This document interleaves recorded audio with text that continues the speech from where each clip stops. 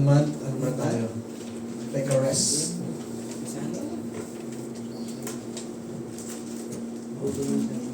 Okay na, meron lahat. Sige, hindi, accepted yan eh.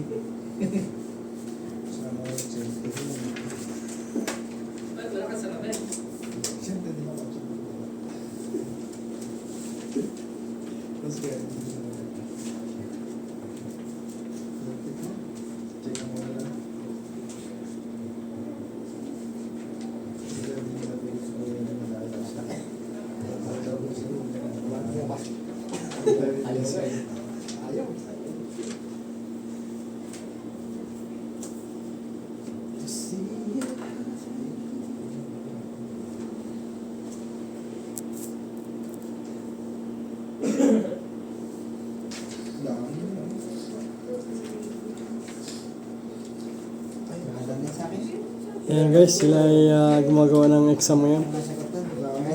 Small quiz, 1 to 10. Para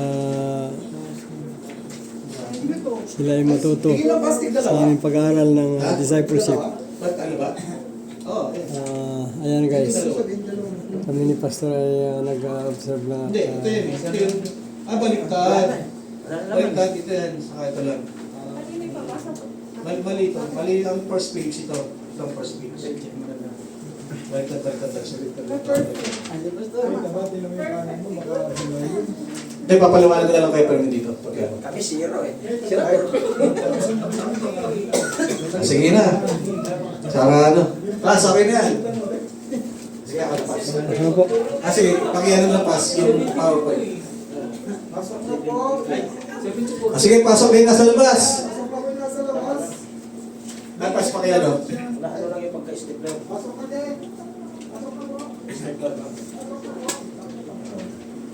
Discipleship level 1. Yan. Agad na, nasa labas. Anong petsa na? Ito.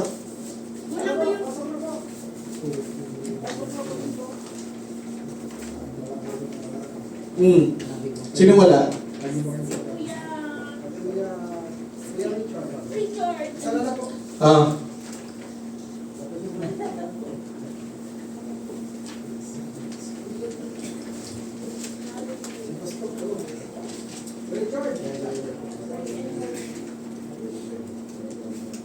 Sige po, simulan na natin to.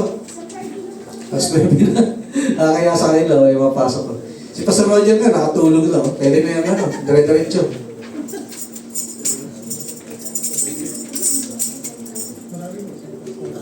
Sige, samahan niyo muna sa bigling panalangin. Okay naman, napasa na ba lahat? Okay, sige. Tayo po yung manalangin. Hallelujah, Lord, Panginoon, Diyos sa mga pangyarihan. Kaya aming pinupuri, dinatakilat, sinasamba. Muli, Panginoon, kami na dumudulog at nagpapakubaba sa iyong harapan. Na muli, kabayan samahan kami, Lord, sa aming pag-aaral. Sa gabing ito, gamitin niyo lamang yung ito bilang daluyan ng salita. At ikaw makita sa buhay ko, Panginoon. Ikaw ang matakila lamang, Diyos. Ikaw magsalita para sa akin, Panginoon. Gamitin niyo lamang po ang mouthpiece, Panginoon. At I pray, Panginoon, at sa bawat sa may mga nakikita ko, Lord, na hindi nakakalugod sa aming mga buhay, tanggalin niyo po ito. Napakalinisin kami ng banal na dugo mo, Panginoon Jesus. Maging karapat dapat sa iyo, Diyos. Lahat na marinig na aking kapatid, para ito, Lord, ay dumaloy at tumimo sa pinakatabang parte ng puso ng bawat isa.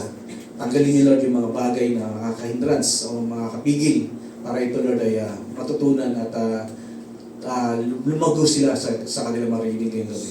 Salamat, Lord God, at pagtabayan, Lord, ang mga kapatid ko, Lord, na biyahe pa lang at papunta pa lang ito. Pag-ingat protection sa bawat isa, Panginoon. Thank you, Lord God. This is our prayer in the name of Jesus Christ. Amen. Amen. At ito na yung huling araw din nila, pastor dito. Next week doon na sila sa sa accommodation. Ayan. Siguro magpapa-exam na lang doon si Pastor Roger. No, tapos yung yung mga gusto mag-exam sa kung gusto niyo pa mag-exam, kasi ako, online. Muna ako eh. Hindi, wala na muna. Sila muna sa next week. Ito, magtuturo muna ako. Ito na yung last na turo ko muna. At ito po ay regarding sa last topic sana to ng ating discipleship. Actually, meron po itong discipleship level 2. At mas maganda yung mga topic doon. Pero saka na, pag-pray natin kung kailan natin tayo iipuin ulit ni Lord na kasi kung gusto talaga matuto ng bawat isa, dapat talaga nasa on time tayo. Ang hirap sa akin bilang isang teacher na nagpiprepare ako, na nagbibigay ako ng oras, naglalaan ako. Tapos yung mga kapatid, wala bang mga initiative o walang gana. Pero ikaw yung gusto mo talagang matuto sila. Ayan, kaya sige, muna natin, maglaylo muna tayo. At itong buwan na to, baka magkaroon sana tayo ng realization sa bawat isa. Sige po, ang ating mga napag-aralan nakaraan, Lesson 1 is foundation, nakilala natin kung sino yung foundation natin. Sa discipleship, matutunan natin dito yung Trinity. Tinuturo dito, kung nakakapansin nyo. Unti-unti. Unang-una dyan sa the rock, rock na nagtanim sa pinaka matibay na pundasyon. Walang iba yan kundi si Jesus Christ. Diba? Naalala niyo yan? Sa lesson 2 and 3, yung repentance at faith. Ayan, repent and believe in the gospel. Para magkaroon ka ng foundation, kailangan mong maniwala sa Panginoon at magsisi sa kasalanan mong nagagawa. At dito sa number 4, lesson 4, empowerment of the Holy Spirit. Second, third person of the Trinity. Siya yung pangatlong persona. Siya yung katlo. Natutunan natin yan na ayun pala yung promise ng Panginoong Hesus bago siya makat sa langit, na iliiwan niya ang banal na Espiritu na siya gagawin sa atin. At actually, siya rin gumabay sa kanya ng panahon na nag-minister siya. Dahil at the time, siya ay 100% God and 100% man. Yung time na siya ay na-baptize, pagbaba ng Holy Spirit sa kanya, doon siya nagsimula mag-minister.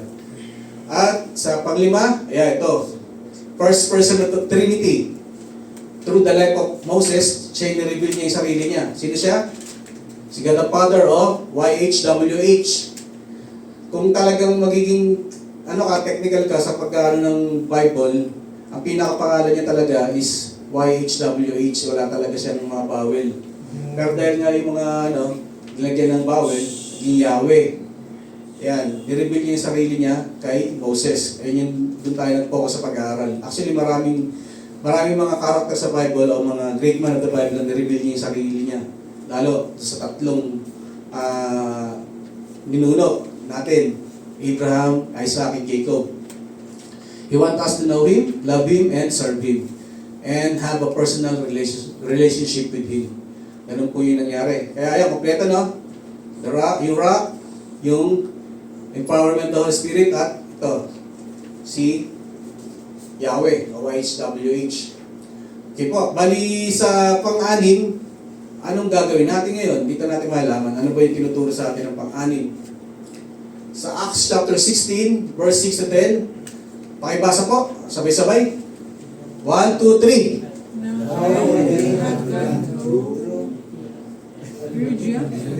Phrygia, and the region of Galatia.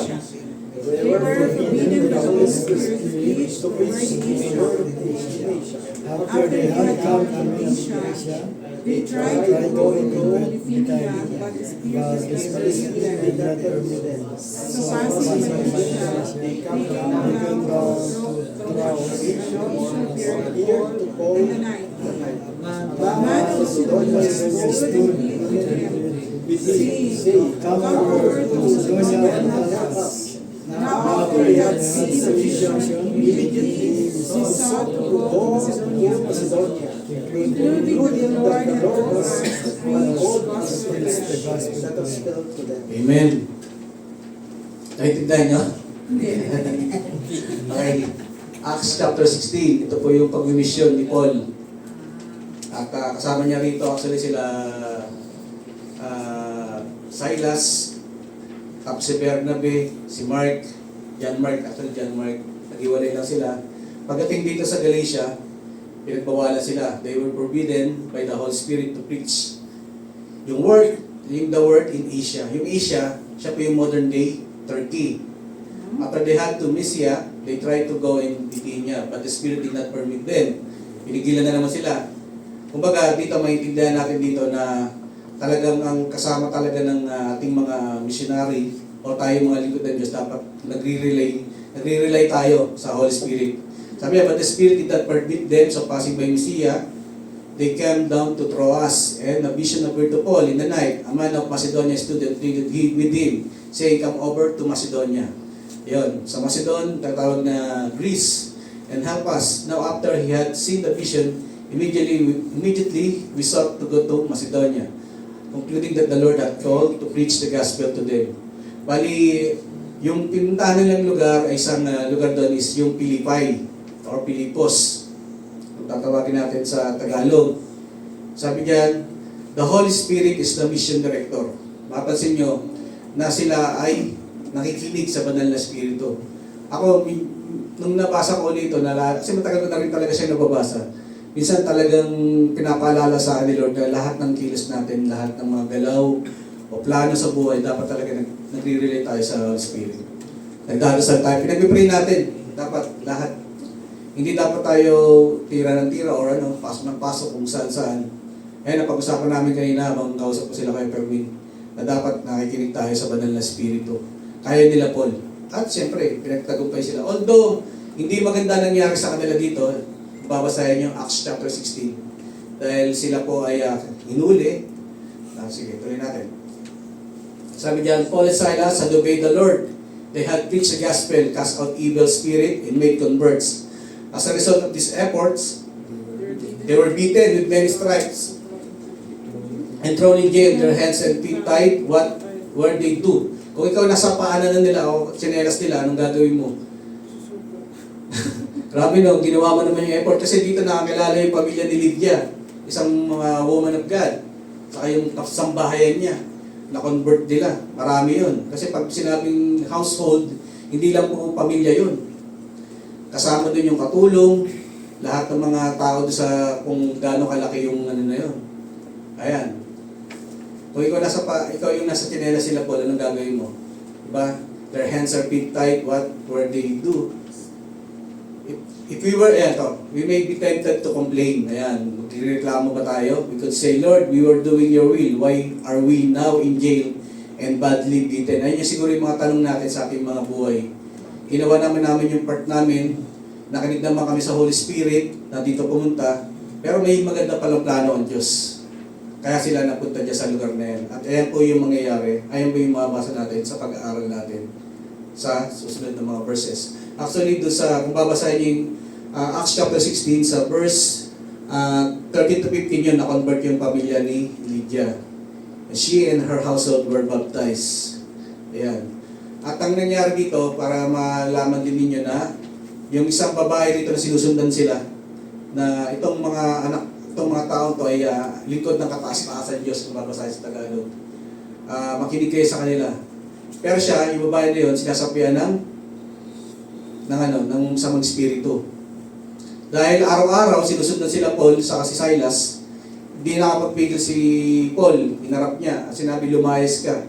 Yung babae na yun, ginagamit ng mga taga-road sa lugar na yun para mangula yung mga yung mga nagkakapera yung mga tao ron. Kumbaga may sila, may amo yun. Nung napalayas na yung espiritu doon sa babae, yung masamang espiritu o yung bad spirit, nawala na yung panguhula niya. Hindi na siya napakanabangan. Kaya yung mga tao na yun, sinumbong yung dalawa. At yun, at hinuli sila, ginapos, at ikinulong. At ito yung mangyayari. But Paul and Silas did not complain. Instead, we read what they did in, ito yung nangyayari. Nung time na nakulong na sila, ito nangyari na 25-26, but at midnight, kasi basahin po natin, sabay-sabay, 1, 2, 3. But at midnight, Paul and Silas were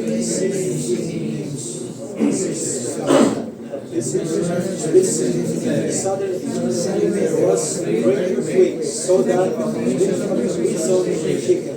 Immediately all the doors opened and everyone came. Amen. At dito lumabas yung ang gagawin natin doon sa mga napag-aralan natin. Yung rock, si Jesus Christ, yung God, to serve Him, to know Him, to love Him, and to have personal relationship with Him. Dito, na-realize ko rito na yung standing ko ba?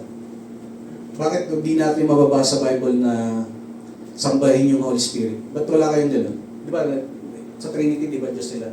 Tatanong nyo ba yun? Kasi ako kayo tao na nag-aaral ako, lagi kong talagang may mga tanong sa akin na kakaiba. Ito isa sa mga tanong ko, bakit kaya hindi nakasulat sa Bible na I worship you, Holy Spirit? Nung sinabi ko yun dito, may nag-react. At ang nangyari, ayaw kasi magpakorek eh. Eh, ang linaw naman ng pagkakabanggit ko, wala talaga literal na sinabi doon na I worship you, Holy Spirit. May nabasa ba kayo na I worship you, Holy Spirit? Pero based sa aking, sa standing ko nga, sa akin lang to, kumbaga point of view ko lang, na kung tama ako, praise God, kung hindi, siguro kasi nga, di ba, pinagkaloob sa ating Holy Spirit. Tapos ka sa atin eh. Siguro, iniiwasan ng Diyos na sambahin yung tao. Kasi nasa atin yung Holy Spirit eh, hindi naman yun nasa di ba? Sumasa atin yung banal na Espiritu. Kaya baka pagpasyan namin sa bahay nyo, kaya pili mo, nandun yung picture mo, laki. Kasi paspas ka ng Holy Spirit. Mga ganun, di ba? Baka ganun yung gawin natin. Naalala nyo yung mga dictator, yung pasis, tapos yung communist, di ba? Mga picture ng mga leader nila yung mga Kasi ang gagaling nila. May tinatawag na si Hitler, kung nyo yun, is magaling siya magsalita. Yung parang yung niya, yung pananalita niya may power. Kapag sinabi niya doon sa sandali, barilin mo yung bata niya, sarap ko.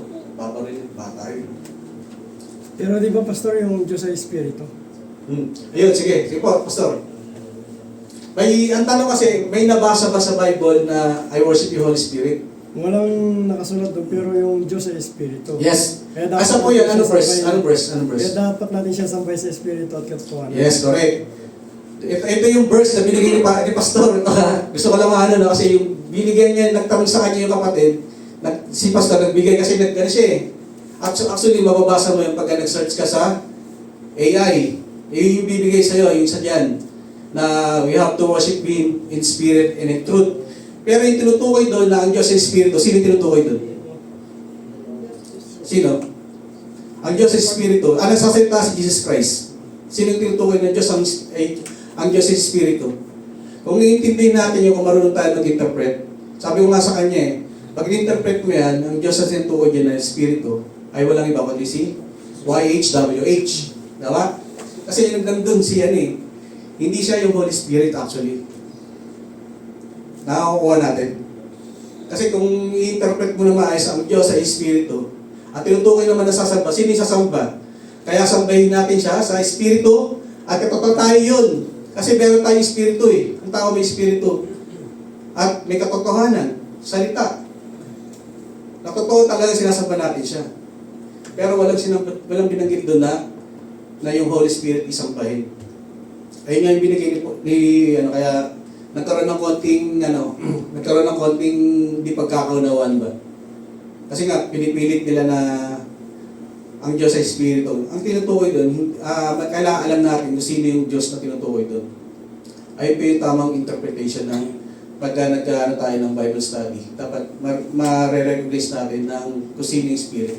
Ewan ko lang, Pas, kung ano yung paliwanag niyo po. Kasi kung kagaya yan, wala naman yung Trinity sa Bible. Pero alam natin na may tatlong persona. Yes. Diba? Opo. So, pag sinabi niyo yung Diyos ay Espiritu, Espiritu yung sinasamba natin. Tama po. Diba? Sino po yung sinasamba? Ano pong verse? Kasi dapat, pag sariling kaalaman natin, hindi na, pwede natin patunayan kahit ano. Pero pag sa verse, kung may pagbabasayan tayo ng verse, mas maganda doon. Anong verse po yung gusto niyong sinasabi na Ayun po, yun yung hindi. Matagal ko na po yan, nasa Kalagkubar pa ako, yan yung tinatapik namin, hindi naman yung binigay sa akin ng AI. Ano po? Yung sabi mong kinuha ko sa AI. Hindi po kasi, po talaga una yung makikita pag nag-post kayo ng AI, ng Google. John 4. Kung di ako nagkakamali, John 4 yata yun. Basta yun po yung standing ko, yung Diyos sa Espiritu. Kaya Pero po, siya kasi sa dapat Espiritu. malaman natin, ito para kasi interpretation ng God's Word, dapat maiintindihan natin. Ewan ko lang, John 4:4 yan John 4:24 pala. 4:24 pala. Na ang Diyos ay Espiritu. Kaya, ang sasalita kasi dyan si Jesus Christ eh. At pinapaliwanag niya kay yung sa babae Samaritana. Tama po ba? Sa babaeng Samaritan woman.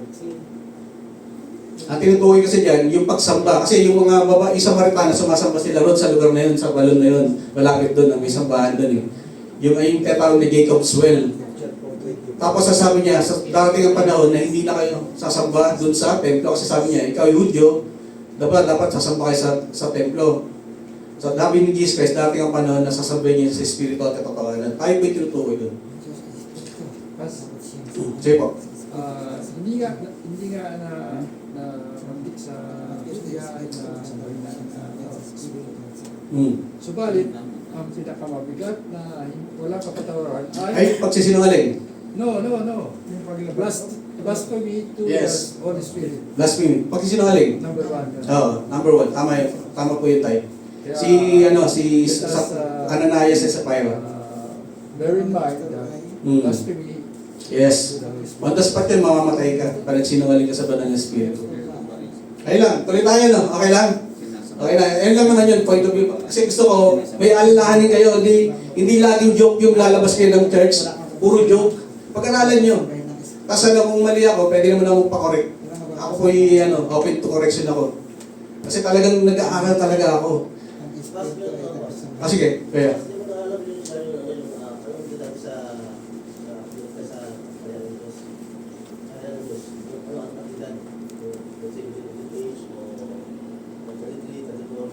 Ayaw, edad. As para sa iyo, Epekto, sige. glorified body. Lahat tayo glorified body na. Apo. Wala edad. Hindi sila tayo glorified. Pero yung, sabi ko naman, based sa mga scholar yun. Hindi ko po yun. Baga, sinasabi ko lang kasi, yung sinusundan kong teacher, ay yung sinabi niya, which is my point. Oo. Sila glorified body tayo lahat. Lahat tayo glorified body. Pero po, magiging kanyari bata lalaki yan. Hindi po yan Wala pong bata. Pero mas kung tayo sa nandun na, lahat tayo glorified body na. Oo, glorified body. Lahat tayo glorified body na. Pero ka pa rin, yung kung ano yung tsura mo, yung pa rin yan. Meron po. Kasi nababasa mo sa Bible kay Darius na magkakakilala tayo sa langit. Oo, magkakakilala tayo. Pero yung mga nakaraan natin, wala na yun. Yung hinagpis, sakit. Hindi, meron po. Sige kay Darius, ibibigay ko sa iyo yung para may tindihan mo rin, no? Kasi alam kami yung nakaraan ko sa Tama naman yun, glorified body, pero sa langit po magkakilala tayo. Once na tayo po ay naligtas sa langit, no? Si Paul, makikilala mo rin si Paul. Pwede mo kausapin si Paul yung mga... Ang dami kong tanong kay Paul eh. Yung may kapitol langit, gusto kong tanongin sa kanya eh. Pagdating doon, siguro, pagka naalala ko, pero wala nang memory. Ayan. Sige po, kaya, ibibigay ko sa iyo yung verse na tayo yung magkakilala sa langit. Basta mga naligtas yung mga naligtas. Yung mga naligtas po. Kasi tinanong ko na rin dati yan. Ang hirap no, pagka yung Bible, kala nyo, malalim, pero masarap pag natutunan mo. Tapos basta open correction ka, hindi ka laging tama. Kasi ako, willing po magpa-correct kung sakali po. Lesson 6, praise and worship. Ito po yung nangyari. Bali doon sa ginawa nila ni Pablo, sa ni Silas, kumanta sila habang nakakulong. Yung manig, tapos nabuksan yung mga yung mga kulungan, tapos natanggal yung mga shackles nila. Ang haba, ang dami mong pwedeng i-example na dyan, parang i-exhort mo yung Acts chapter 16 na yan. Ayan, ito po yung mga epekto ng praise. Dito na po tayo. Unang-una, ito praise brings the presence of God. Kita-kita naman natin sa nangyari doon sa kay Silas. Although ang verse dito, yung nahaba ko yung binigay, ito na lang po yung ninanong ko na Acts chapter 16, verse 27 to 34 talaga dapat. Pero ito na lang po yung na praise brings the presence of God. Kasi yung rito, kung babasahin niyo po yung 16 from 27 to 34, magpapakamatay sana dyan yung pinaka-jailer o yung tagapagbantay. Ang nangyari kasi nung panahon nila, once natakasan ka ng isang bilanggo, kahit isa lang, death penalty ka. Nung panahon nila. Kaya ang gagawin niya, nung tingin niya kasi nabuksan yung mga kulungan, akala niya tumakas yung mga bilanggo, papatayin niya yung sarili niya. Kaya sabi ni Paul, nandito kami, huwag mong gawin niya, huwag mong patayin yung sarili. Sabi niya gano'n, nandito kami lahat. Tapos, dyan sa 6 sa 31, sabi niya, anong gagawin ko para ako, sa 30, anong gagawin ko para ako maligtas? Ang sabi naman ni Paul, ito, 16:31, believe on the Lord Jesus Christ, you will be saved, you and your household. Ayan, household na naman. Ibig sabihin, naligtas yung buong sambahayan nung jailer na yon. Actually, may pangalan yun eh. Pag mahilig tayo sa history, malalaman natin yan. Ayan, number 1, effect ng praise. Praise brings the presence of God. Based dun sa verse ng Acts chapter 16. Effect of praise, letter B. Praise binds the enemy. Kumbaga tayo bilang mga lingkod ng Diyos, pag mag-isa po tayo, talagang mahirap. Kaya ang ginagawa ko talaga ay para mapigilan ang mga scatter or ano. Nung panahon kasi mahilig ako sa manood ng kung ano, yung mga pornography. Ewan ko kung ano yung kahiligan nyo nung mag-isa kayo. Kasi diyan kayo na-atake pag mag-isa lang po talaga. Kaya, depende. Ang ginagawa ko pa talaga is nakikinig ako ng praise and worship. Or nakikinig ako ng yung ano ko, lagi ko pinapano yun, yung audio Bible. Marami akong klase ng audio Bible, Tagalog, English. Kaso yung Tagalog ko, ano lang, New Testament lang. Pag gusto nyo ng ano, bibigyan ko kayo. Magbigay lang kayo ng USB. Pero yung English, marami siyang klase. May NKJV, may NAB, tatlo yata yung ano ko, English na audio Bible ko. Ayan. Sabi dito sa Psalms chapter 149, 6-9, basahin po natin, sabay-sabay. 1, 2, 3. Let the high praises of God be Gathering them out there, and the two-edged sword through their hand, to execute vengeance on the nations, and punishment on the people. To bind the kings with chains, and the nobles with fetters of iron, to execute them the legal judgment. This is honor of the Holy Saints. Praise the Lord. Amen. At ang pinaka, hindi ko makakalimutan ang sample ko rito na paano binds yung enemy or yung demonyo. Prayer meeting ko namin yung nabanggit ko na rito. Na yung si Ate Melody sa tapat ko, bigla sa sinabihan, nagsalita siya ng lalaki. Ang laki ng boses. Tapos yung nangyari doon, kasi ako nasarap ko siya eh. Lahat ng mga pastor namin nasa Pilipinas doon, nagpakasyon na natira lang doon. Dalawa kaming elder. Ako, saka yung anak ni Pastor Nelson na si Tintin, si Christine, siya yung keyboardist namin panahon na yun. Buti lang hindi sila tumigil sa habang nagsasalita ng panlalaki yun. Tapos ako kinasalt ko yung demonyo sa kanya, bumaksak siya. Tapos ayun, tuloy-tuloy lang yung praise and worship. Tapos ako, pumunta ako sana, nag-pray ako. Kumbaga leading ng Holy Spirit yun na through the praise and worship, talagang yung enemy o yung kalaban is nawala. Pero ginamitan natin siya ng laying of hands, pero hindi ko siya nawakan. In Jesus' name, lumayas ka sa katawan ng kapatid ko na to. Bumaksak siya at nag-pray ako sa unan. Kasi nandang likod ako nun eh. Tapos yun, nalaman ko may history pala siya ng parang rape. Baga, may spirit na something sa kanya. Pero hindi naman siya nakuha. Pero yun yung sa kanya. Ilang beses siyang namaltrato. Kaya yun, may something pala na gawin. Tapos yun, pinag-pray namin siya. At ngayon, nandito na po yung pati asawa niya. Kung di nagkakamali, nasa Tabuk yata sila. Pating Tabuk.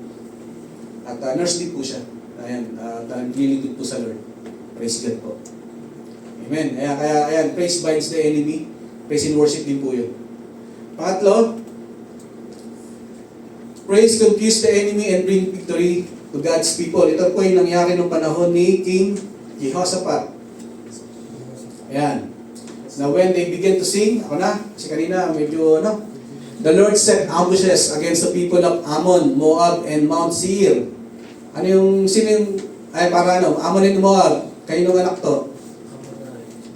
Moab. Lot. Yun, kay Lot, sa mga anak niyang babae. Na kasi namatay na nga yung di ba? Yung lahi nila. Na natira, na ipag-sex yung mga anak niya sa kanya. Kaya ito. Kasi Mount Seir, sino to? Mount Seir. Si anak kambal ni Jacob, si Esau. Matatagpuan niyan yung Mount Seir sa Jordan. Who had comes against Judah, tatlong lugar yan, tatlong kaharian yan. and they were defeated. For the people of Ammon and Moab stood up against the inhabitants of Mount Seir to utterly kill and destroy them. And when they had made an end of inhabitants of Seir, they helped to destroy one another. Sila yung nagpatayan. Dahil po, itong si Jehoshaphat, nilid siya ng team niya, yung praise and worship team. Nanguna. Na-confuse yung kaaway. Na-confuse mo sila at ganoon ang nangyari. Wala silang ginawa at sila po ang nagpatayan po nung panahon na yan. Sabi niya, the praises of Judah confused their enemies. In their confusion, the enemy fought each other and killed themselves. Judah means, and Judah raw ay means praise. Tanda natin, Judah means praise. The people of God had great victory. Why? Because they praised the Lord. Letter C. Letter D, praising God generates joy and delight in Him. Psalms chapter 37 verse 4 says, the praising soul delights himself in the Lord, and God gives him the desire of his heart. Magpalagaya ka naman sa Panginoon at bibigyan ka niya ng nasa. Hindi bang nasa yan, nasa ng iyong puso. Ayan. Kung ano man yung gusto mong mangyari, magpaalagaya ka lamang sa Panginoon at bibigyan ka niya ng nasa ng iyong puso. Psalms 37 verse 4. Ayan. Praising God generates joy and delight in Him. Amen. How to praise God? Kaya po tayo sa how to praise God.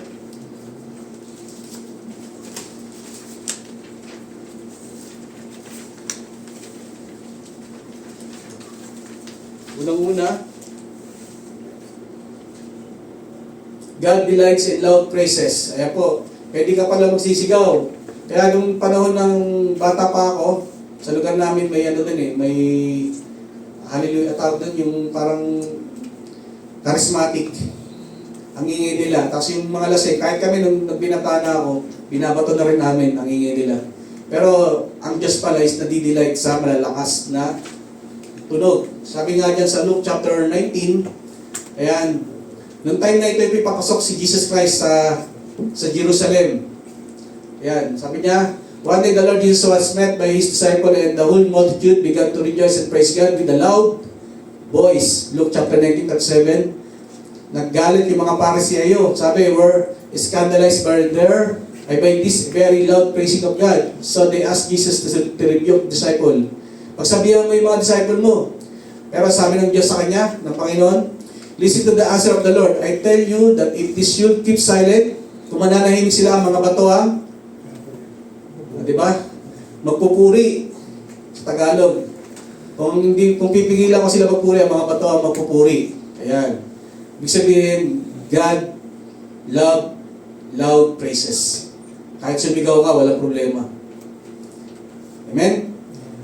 At nangyari rin yan sa Revelation chapter 19. And I heard as it were the voice of a great multitude, as the sound of many waters, and as the sound of mighty thundering, saying, Hallelujah, for the Lord God omnipotent reigns. Ayan. Nabasa natin, voice of a great multitude. Ibig sabihin, sa langit, kung hindi ka sanay sa maingay dito, sa langit, napakaingay. Walang hanggang pagpupuri doon, tuloy-tuloy ang pag-worship. Kaya dito, yung ginagawa natin, practice lang yan. Kumbaga, wala pa yan. Pag nandun na tayo sa langit, lagi tayo magpupuri. Yan, hindi sa langit wala beer, no? Yan. Kumbaga, ang langit ay napakaingay na lugar pagdating ng araw. Kasi ito, nakita mismo ito ni John doon sa pangitain. Yung mga anghel yung nagpupuri. Lalo pag nandun na tayo, mas maingay na. Amen? Ayan. How to praise God? Different expression. Ito, madali na lang naman to. Pero nilagay ko dyan yung mga kanyari, clapping, o clap your hands. Pwedeng sarili nyo lang pag-ahan yan. Pero baka lumabas sa exam, no? At basa-basahin nyo. Ayan. Walking, leaping, praising God. Pagka naglalakad pala tayo, tapos tumatalon, we are praising God. Ayan.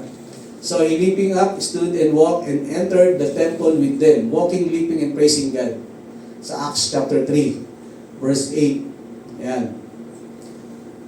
Bowing, singing, shouting, dancing, lifting up hands. Ayan. Ito yung ba nahihiyang tumugtas sa kamay? Bakabay?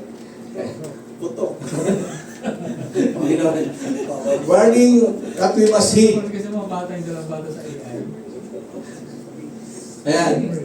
Pag-umuha. Ito hindi ko makalimutan eh. Mga tinapay. Pagka ikaw pala ay yung yung dami sinasabi na pag napagsasabihan, nagmamaktol, murmuring is the opposite of praise. Nagulong-bulong. Ano ba? Nagulong-bulong. Oo, bulong-bulong. Ayan, bulong-bulong. Ayan, ang sabi dito sa Numbers chapter 14, ito yung time na sila, kaya alam niyo ba kung bakit 40 years sila wandering sa wilderness dahil dito. Nagmurmur sila kasi nung nagpadala sila ng 12 spy, yung 10 spy, ayaw nilang parang takot sila. Nagmurmur sila sa parang nagkaroon sila ng doubt. Okay, murmuring is the opposite of praise. An example of murmuring is found in Numbers 14:1-4 and verses 26-30. The Lord promised to give the Israelites to Canaan. Alam niyo ba kung dire-diretso lang sila? 11 based sa 11 to 20 days lang lakaran from Egypt, pagtawid nila ng Egypt to Canaan or promised land na tinatawag. Pero dahil nga nagmurmur sila, ginawa ng Diyos sa kanila 40 years. Kaya lahat na lumabas doon ng mga 2 million. Ito, may search kayo, wala sa Bible yun, 2 million. Pero search na lang. Mga 2 million, hindi kasama yung mga bata ron sa bilang, mga matatanda na yun, namatay lahat yun. Ang dalawa lang yung hindi namatay. Sino yung dalawa na binanggit ko nakaran? Joshua and Caleb. Yung pangalan ng anak ko. Ayan. Lahat namatay. Pati sila Aaron, yung magkakapatid, si Moses, di sila nakita niya lang yung promised land, pero hindi siya nakapasok. Pero doon sa New Testament, nakapasok ba si Moses sa promised land? No. Yung time niya. Pero nung New Testament, nandun siya. Kasi nung nagpakita kay Jesus Christ, si Moses, Elijah. Di ba? Yan. Magkaroon kayo ng Basahin niyo Bible Para Kasi may mga tanong na parang, nakapasok ba si Moses? Basahin niyo sa New Testament po yun. Sabi ni Pedro, gagawa ko na ba kayo ng ng tent? Ng bulwagan ba yun? Gagawa ko na, kubul yung word, kubul. Gagawa ka na ba kayo ng kubul? Yan. Andun, nakapasok siya. Pero sa New Testament na. Pero time na yun, hindi. Yan. Kaya kung ikaw mareklamo, bulong ng bulong kapag inuutusan, hindi ka makapasok sa promised land. Yan, maaari. Hindi ka magkakaroon ng kaligtasan kasi ang promised land, hindi naman talaga siya langit. Yung iba kasi, sinasabi nila, interpretation nila ng promised land is langit, hindi po. Interpret po natin na maayos. Ang promised land is kaligtasan po yan. Na dyan yung milk and honey. Pero pwedeng mawala pa rin sa iyo yun. Hindi pa sa iyo langit. Kailangan i-practice mo rin kasi marami ka pang matatagpuan ng mga mga pagsubok, trials, baka bumigay ka. Yan. Kaya kung ikaw'y mareklamo, yari ka. Huwag bulong na bulong, no? Kaya refusal to praise will result in barrenness. Pag sinabi barrenness, hindi, maog. Ito po yung nangyari ng panahon ni David. Yan, 2 Samuel chapter 6. David was dancing before the Lord and praising Him. Michal, ang pangalan ng asawa niya, na anak ni Saul. Kasi si David, para siyang baliw na nagsasayaw. Yung tapos parang sa puso o sa isip ni Michal, parang dinispice niya si David. Yun ba yung hari? Parang baliw na sasayaw-sayaw. At ang nangyari sa kanya, therefore Michal, the daughter of Saul, had no children to the day of her death. Kaya wag po natin pagtatawanan yung mga leader. Ayun po, para sa sa application nito. Mga leader, wag natin mamaliitin, wag natin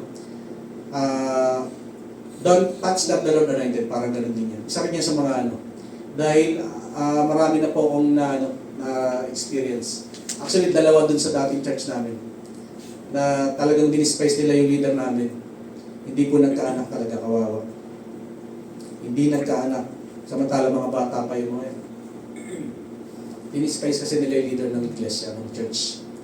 At yan po yung nangyari din kay Michal. Refusal to praise will result in barrenness. Sa application, pwede po yun. Kaya tayo po dapat nagpo-worship, nagpupuri sa Panginoon. Worship God in spirit and in truth. Ayan, mabilis na lang, no? Sabi sa John chapter 4, ito kanina, isang verse na lang. But the hour is coming, and now is when the true worshipers will worship the Father. Ayan, no? Ito tutukoy ko. In spirit and in truth. For the Father is seeking such to worship Him. Kaya yung sinasabing spirit doon, at tutukoy ko, is yung Father talaga. YHWH. Sabi diyan, how to worship God in spirit? We must born again in spirit. So sabi sa John chapter 3 verse 5, atras ka lang. Ang kausap niya rito is si Nicodemo. Sabi niya, Jesus answered, most assuredly I say to you, unless one is born of water and the spirit, it cannot enter the kingdom of God. Kaya po tayo, hanggang hindi po tayo nababorn again, hindi po tayo makapasok sa lahat. Hindi rin po tayo mababaptize. Kumbaga, parang ano rin tayo, sa kaugalian ng mga Hudyo na tinutuli. Na hindi na kailangan tuliin ng physical. Kasi ng panahon nila ay yung battle nila eh. Kasi si Paul is ano siya, Hudyo siya. 100% Hudyo siya. Pero Roman citizen, at the same time, is Pharisees. Kumbaga mabigat. Kaya yun, unless one is born of water and spirit, he cannot enter the kingdom of God. We must be born again in the spirit. Bago natin ma-worship ang Panginoon. We must be led by the Spirit. Romans chapter 8:14. Wala yan dyan, no? For as many as are led by the Spirit of God, these are sons of God. Sapagkat ang lahat ng mga pinapatnubayan ng Espiritu ng Diyos ay sila ang mga anak ng Diyos. Kaya bilang mga lingkod, we must be led every time. Dapat lahat ng oras po na dapat nililid tayo ng Spirit, hindi po sarili natin. Ayun yung sabi ko nga kila Kuya, minsan nauunahan ko si Lord eh. Kaya sabi ko, sige, muna. Sorry Lord. Hindi muna ako nag-pray, hindi ko muna nilapit sa Kanya. Kaya yun. Sa kanina is how to worship God in spirit, ngayon how to worship God in truth, sa katotohanan. We must worship according to the Word. Ayan. Siyempre wala namang ibang word kundi si Jesus Christ. Sanctify them by your truth. Your word is truth. Kaya pagka binanggit na truth or word, isa lang po yan, si Jesus Christ lang. Isa yan sa mga names and titles niya sa Bible. Meron po siyang 214 na names and titles. Mula Old Testament hanggang New Testament. Kaya pag may nagtanong, magbigay ka ng 10, baka yung iba dyan, pwede 50, gawin mo ng 50. At least kaya 50. Marami kasi. 214. We must worship with a sincere heart. Totoo ba yung paglilingkod natin or yung pag-worship natin sa Kanya? Sincere ba talaga yung puso natin? Na talagang circumcised na ba talaga yan, yung puso natin? At kayo yung makakasagot niyan. At may mga kapatid, at may mga iba talaga na hindi pa talaga ganun. Psalms chapter 51 verse 6, behold, you desire truth in inward parts. Ito yung pinakala dyan. You desire truth in the inward parts. Ito yung time na nagkasala si David kay Bathsheba. And in the hidden part, you will make me to know wisdom. Ayun po, kaya kung sincere yung puso natin, kaya tinawag si David na man's after God's own heart. Ayan. Kasi kahit nagkasala siya, yung paghingi ng tawad dito sa Psalms 51, na mababasa natin yung buong Psalms na yan, napaka-sincere. Talagang totoo po.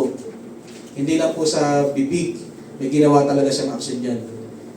Talagang pinagsisihan niya ng lubos. At pinatawad po siya, nakabalik siya. Kaya sa mga kapatid na nawawala, may pag-asa pa. Ayun si David po. Although hindi tayo kayang pantayan yung level ng magiging David niya, kasi God's after his own heart eh. Mahirap. Pero may mga kapatid kasi na nawawala. Na may pag-asa pa sila. Huwag natin sukuhan. Kasi minsan nadadala tayo ng emosyon. Nadadala tayo ng mga sabi-sabi na wala na pag-asa yan. Ganyan na talaga yan. At tayo di na makakabalik. Pero si Lord, basta darating yung time na totoo ang kanyang pagsisisi. Basta may pagsisisi kasi hindi yung babalik ka lang na wala kang pagsisisi talaga. Ayan. Si David po ay nagsisi talaga ng buong puso. At dito na tayo matapos. At nawa may natutunan kayo? May natutunan ba lahat? Amen. Praise God. Yung mga binabanggit ko, aralin nyo po. At dating time na ma-realize nyo, kasi ano kayo may point of view na tayo, at least may standing ka. Alam mo, kasi baka kapag dumating ang time, na tinanong ka, nagtuturo ka ng Bible study, wala ka may sagot. At least meron kong mga sagot, di ba? Kasi marami pong mga pagkakataon, ako po, bilang tagal na akong teacher, since 2014, tuturo na ako, marami na po ako na-encounter. INC, ano ba yun, yung magagaling sa Bible? Jehovah, tapos yung Elisariano. Yung mga, si Elisariano, yung mapakit yun Yung talaga siya yung talagang siya lang tama. Mahirap yun. Kaya kapag tingin mo sarili mo, ikaw lang laging tama, patay. Iba na yan. Hindi na po tama yun, tama ka na. Papaluhin ka ng Lord sa ginagawa mo.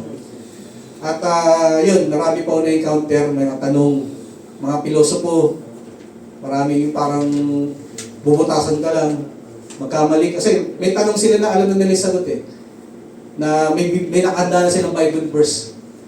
Kaya pag hindi ka aware, gusto nilang pinapaya yung mga lalo tayo mga born again Christian. Gusto nilang pinapaya tayo. Kaya, huwag tayo may pag-away pag ganun. Yung iba kasi na itong tataas ng boses Meron sinabihan ko lang na ganito yung biro magsasalita. Hindi natin pwedeng tanggalin sa Bible yan. Nandiyan yan Sabi ko, wala naman ako sinabing tanggalin Mag-isip-isip ko lang, baka pakihin pa doon. Kasi nga, di ba? Maging paano ka lang.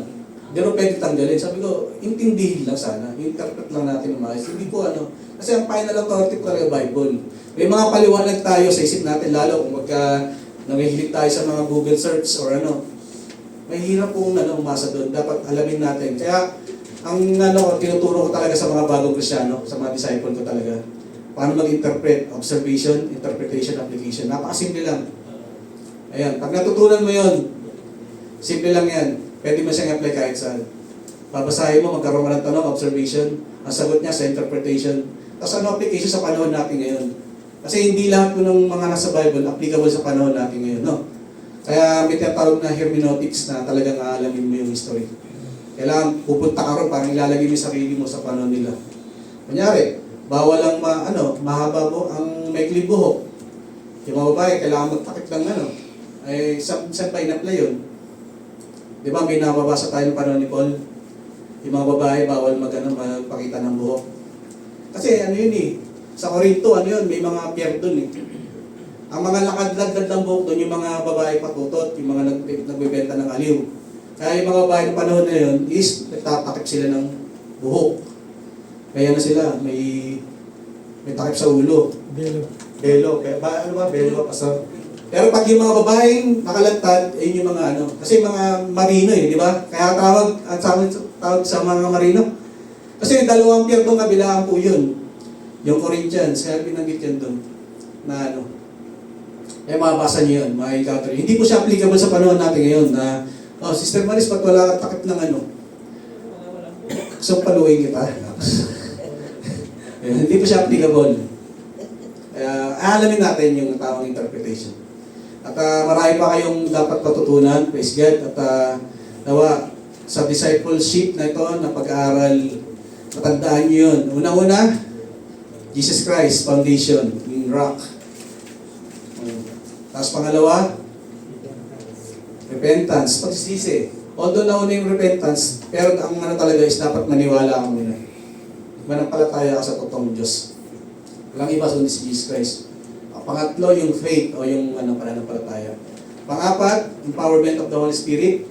Yung third person of the Trinity.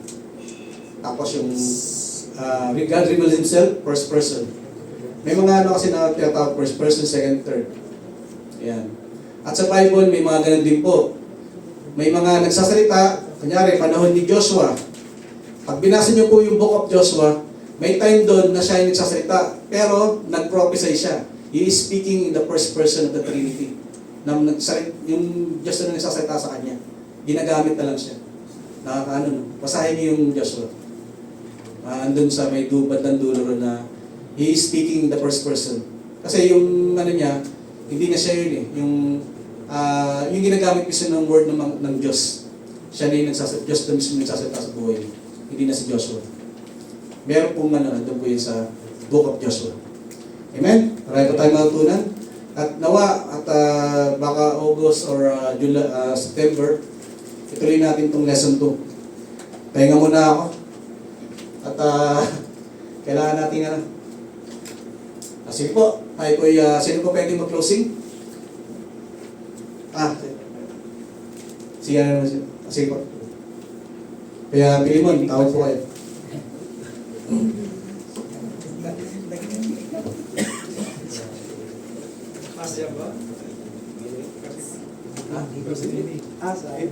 Giving. Meron closing.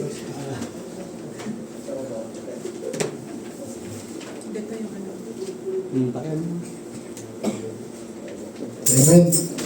Isang magandang gabi po sa bawat isa at lalong-lalo po sa ating Diyos na buhay. God is good. All the time. And all the time. God is good. Amen. At ngayon po ay data po tayo sa isa pang bahagi ng ating gawain. Ito po yung pagbibigay. Alam niyo po ba na sa ating pagbibigay ay isa pong paraan kung paano po natin masasabi o maipapakita sa ating Diyos na ang ating pong Diyos ay ating iniibig.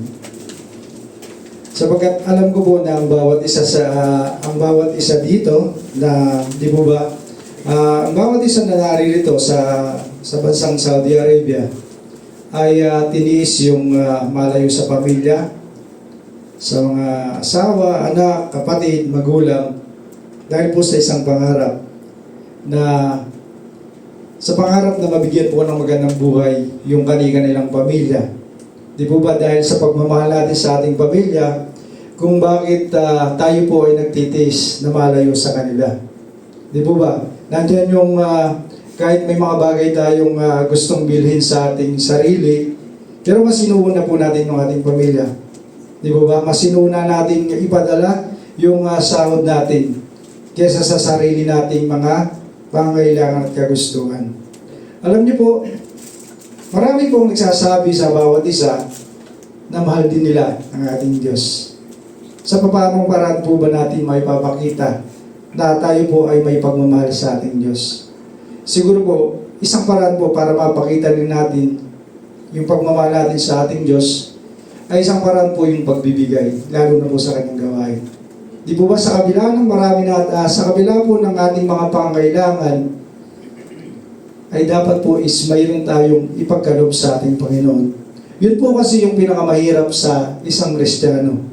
Yung hindi mabitawan yung pangangailangan niya sa kanyang sarili. Kaya pagdating ng sahod, di po ba binabaliwala o walang kaparte yung para sa Panginoon. Pero kung ibigin po natin ang ating Diyos sa gaya ng ating mga pamilya, alam ko po na kahit na mahirap, is hindi po mawawalan ng kaparte sa ating mga kinikita o sa ating mga tinatangkilik ang ating pong Panginoon. Kaya ito po yung isang napakalaga sa atin na bilang mananampalataya is yung magkaroon tayo ng tunay na pag-ibig sa ating Panginoon. Kasi po kung talagang iniibig natin siya ng totoo na sinabi nga po niya is dapat ibigin natin siya na higit sa lahat. Subalit, marami pa rin po yung hindi na nakakapagpakita ng ganitong pag-ibig sapagkat marami po sa atin na masinuuna yung pamilya. Subalit ang sinasabi po ng ating Panginoon sa bawat isa sa atin, kung matututunan po natin siyang ibigin ng higit sa ating pamilya, alam ko po na kahit kapos tayo sa ating mga kinikita, ay nandun po na hindi tayo mahirapan na ibigay yung para sa Kanya. Kaya kung tayo po ay may ibig sa ating Diyos, ng tulad sa ating pamilya, is bigay na po tayo. Amen.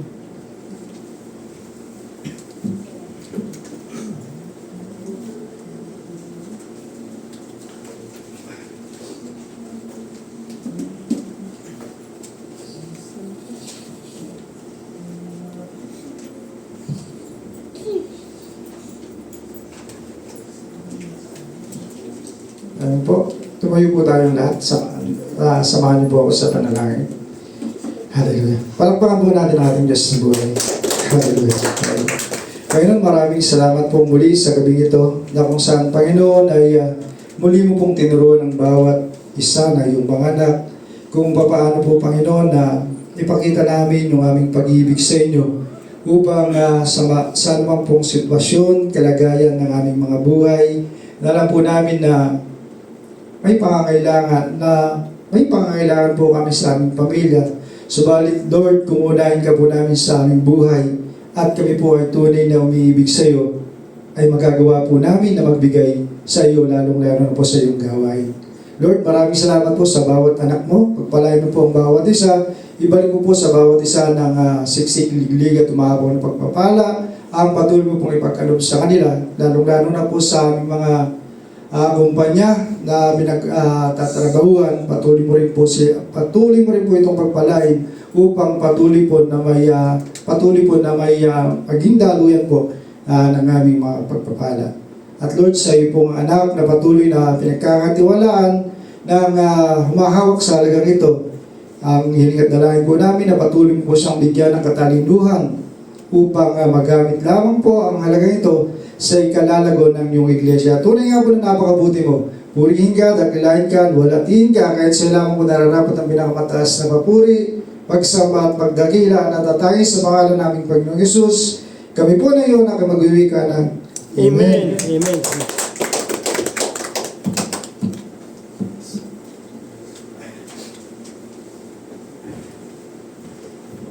Amen.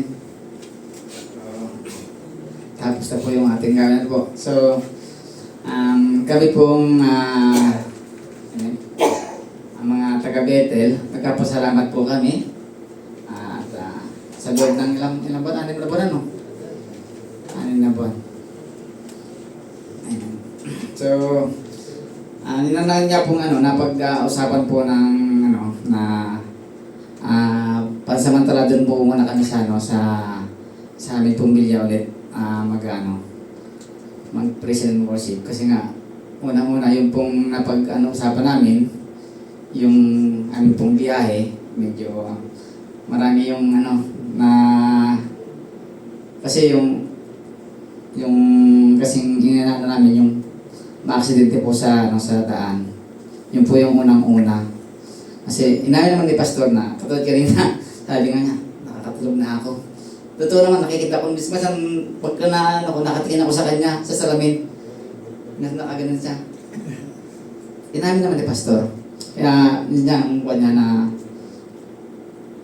ayun niya, doon po muna kami sa, habang kami, pero maghahanap din po kami doon sa mas malapit. Habang, at saka po, nung unang dito po kami dumadalo, nasa 10 po yung bilang namin eh. Pero habang tumatagal, napabawasan hanggang sa dumating na parang, ilan tayo? 5 na lang.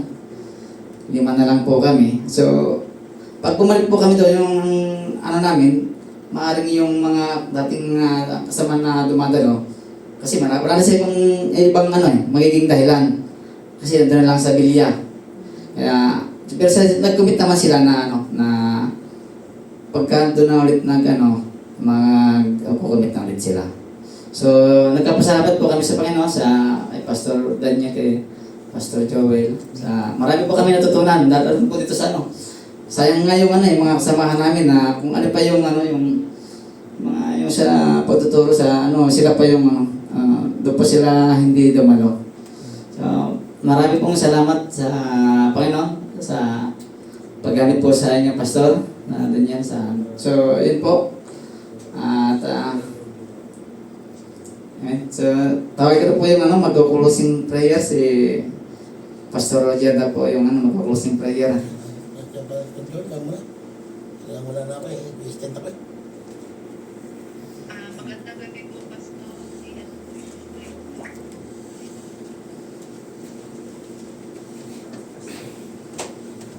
Sige po, tayong lahat ay magsitayo po. At pasalamatan natin ang Panginoon Diyos. Palakpakan po natin ang Panginoon. Hallelujah! Glory! Glory to the living God, the Father. Thank you, Jesus. Thank you, Holy Spirit. Hallelujah.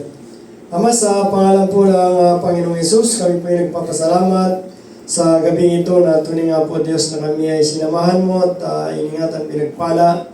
At nagpapasalamat din po kami, Panginoong Diyos, sa mga bagay na ipinakita po ninyo, tinuro sa amin, ipinalam. Lord, salamat dahil tunay nga po na napakabuti po ninyo. Dahil ikaw po yung Diyos na dapat namin sambahin, kaya na karapat-dapat lamang na mas unawain at mas malalim po namin aralin, Panginoon, yung tungkol po sa iyong pagka-Diyos at sa pagiging espiritu o sa pagiging anak ng Panginoong Hesus. Lord, maraming salamat dahil ikaw po yung nagtuturo maging ang kapangyarihan ng banal mong espiritu. Yes, oh God, maraming po salamat dahil ito po, Panginoon Diyos, ay ipinakita mo po at itinuro sa lahat ng iyong mga anak at mga lingkod mo para po ito ay amin pong magamit at mas lumalim, mas lumakas ang aming pananampalataya at higit po na magtiwala sa iyo dahil ikaw po yung Diyos na makapangyarihan sa lahat. Kaya maraming salamat, Lord, maging sa buhay po ni Pastor Daniel na nandun po yung kanyang walang sawa na research na pag-aaral sa iyong banal na salita para ito po ay maibigay, maipakain sa mga soul na ito, Lord, sa mga anak, mga lingkod mo, na mas higit pang lumalim at tumalino po sa banal mong salita para sila higit po na mas magamit mo po sa mas malalim na paglilingkod sa iyong dakilang gawain dito po sa UIC HGM. Kaya maraming salamat. Kayo po ay patuloy na magpala sa buhay ni Pastor Daniel. At let the continuous anointing of your Holy Spirit be upon his life, O Lord God. At patuloy mo po siya ay mas palalimin pa ang karunungan at kaalaman, Panginoong Diyos. Maraming po salamat, Lord God. At Panginoong Diyos, pinasasalamatan ka rin po namin sa aming mga kapatid na nanguna po sa pag-aawitan, Panginoon, sa buhay niyo na Brad Permit, Panginoon. Lord, continue bless them, Lord God. At hayaan mo nga po, Diyos, at ang iba pa po namin mga kasamahan sa music ministry, maging yung pong mag-practice mamaya, Lord God, ay kayo po yung patuloy na mag-anoint sa bawat sa Panginoon at maging sa mga instrumento na ginagamit, Lord God. Maraming salamat, Lord, sa mga naganda rin ng mga pisikal na pagkain. Lord, kayo po yung magpala at magkaloob ng panibagong kalakasan, kasiglahan sa kanila pong mga na walang dumaloy na kalakasan na ginamit nila, Panginoong Diyos. At ibalik po ninyo ito kasi sa kanila muli, Panginoon, ng panibagong sigla at lakas. Gayon din po sa mga nag-transport, Lord God. Salamat po sa kanilang bawat buhay na ikaw po yung magre-restore sa kanilang bawat mga kalakasan na nagamit po nila. At Panginoong Diyos, salamat sa iyong patuloy na pag-ingat at proteksyon. At gayon din po, Panginoong Diyos, sa mga kanila pong pagbabalik, paghatid, at Panginoon Diyos sa kanilang pag-alis, pagbibiyahe, ay patuloy niyo po na sila ay samahan. Patuloy niyo po na sila ay ingatan. Continue cover them by your precious blood. Maging ang sasakyan na kanilang ginagamit. Pasamahan niyo po sila ng mga ministering angel upang and warrior angel. At hayaan mo nga po silang lahat ay makarating payapa at ligtas sa kanilang bawat mga destinasyon. Kaya ngayon pa lamang, Panginoon, ay amin na pong hindi pinapahintulutan ng mga gawat mga plano ng Diablo sa oras nito.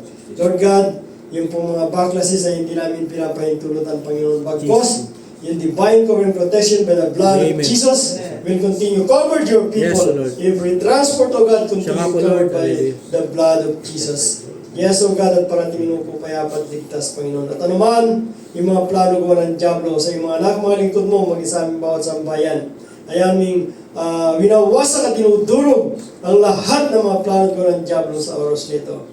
Yes, O Lord God, and we decree and declare, O Lord God, healing power upon your people. Doon po sa mga nanghihina, nanlulupay-pay, Panginoon, sa mga nararamdaman po, Lord God, ay kayo po ay magkaloob ng panibagong sigla at kalakasan, ng kalusugan, in the mighty name of Jesus Christ of Nazareth, I release blessing upon blessing. In Jesus Christ, mighty name. Maraming po salamat, Lord God.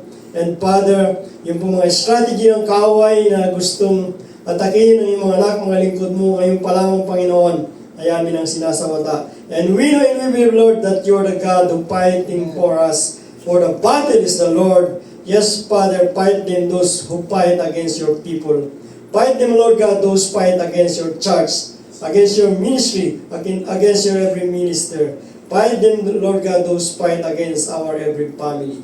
Fight them, Lord God, those fight against our finance, O God. Yes, maraming salamat, Panginoon, sa iyong kabutihan. Fight them, those who fight against our every transport, in Jesus Christ's mighty name. Yes, Lord God, ikaw po yung Diyos na nag-iingat, nagpapala at nagpuproteksyon sa amin at nakikipaglaban po sa amin, Panginoong Diyos. Kaya maraming salamat. Muli sa iyo po namin ipinapatungkol ang lahat ng papuri. Yung pasasalamat po namin, pagluwalhati, pagdakila sa pangalan po ni Jesus namin, Panginoon, at sa pagkikipag-isa ng banal mong Espiritu Santo. Amen. Itaas po natin ang ating mga kamay. Hallelujah. Glory to the living God.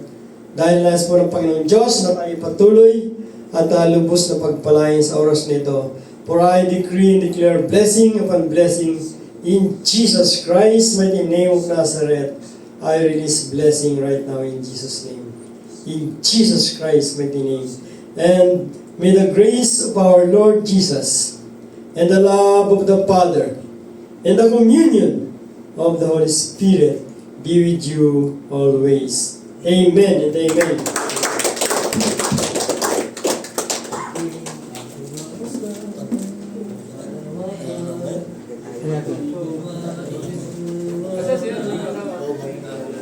Basketballista ka siguro, Pastor Roman.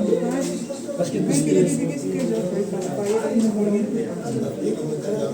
Hindi siya magano eh. Oo eh.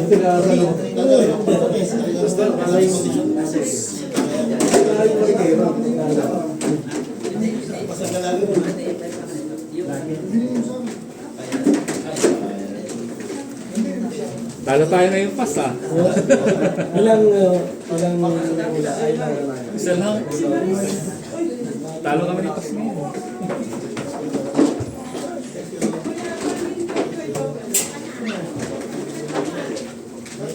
Narinig ko yung pangalan ko. Narinig ko yung pangalan ko.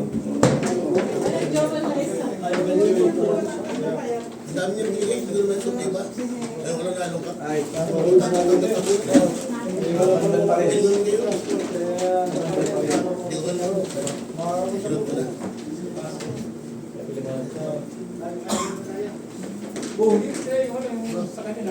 Uy, si ano pala to ha? Si Rambo to. Sumama si Rambo.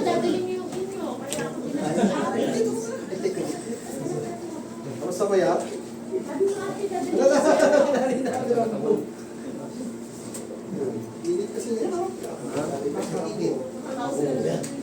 Okay na, okay ka lang. Okay ka lang. Kailangan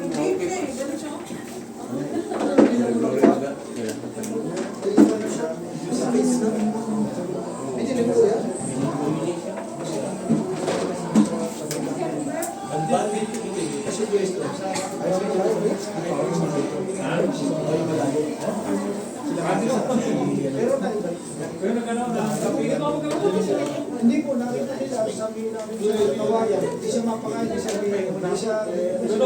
lumalabas. Kasi pag pinost namin, tapos pag